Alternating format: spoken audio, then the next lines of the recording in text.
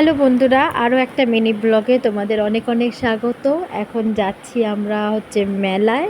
তো দেখো এই যে দিয়া, ও গাড়ি সবসময় ওর সামনেই দাঁড়ায়।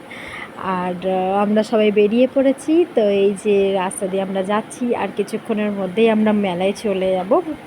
তো আমাদের সাথে আরও কেউ কেউ যাচ্ছে, সেটা হচ্ছে আমার ননদ যাচ্ছে, আমি দিদিই বলি। তো সে দিদি আর আমার তার মেয়ে। তো এই যে দেখো চলে এসেছি আমরা মেলার সামনে। তো আমরা যেহেতু রথের দিনকে আসিনি মেলায়, তো আমরা কদিন পরেই মেলায় এসেছিলাম। কেননা রথের দিনকে প্রচণ্ড ভিড় থাকে, আর মেলায় কিছু দেখতে পাবো না, ঘুরতেও পারবো না। তো তাই জন্য আমরা কটা দিন পরে এসেছি। এই যে দেখো ওরা আমার সাথেই রয়েছে, হাঁটছে।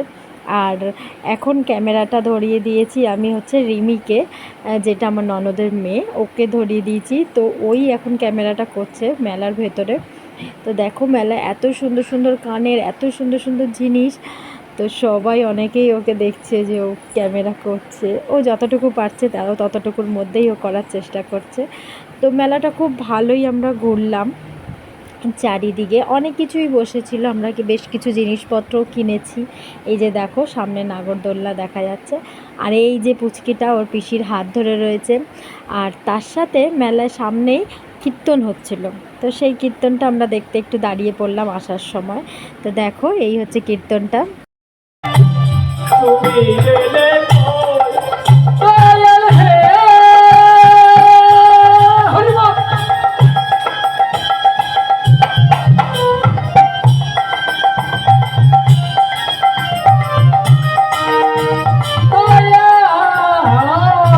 মেলায় এসে গরম গরম জিলিপি আর গজা না নিলে কি আর হয়।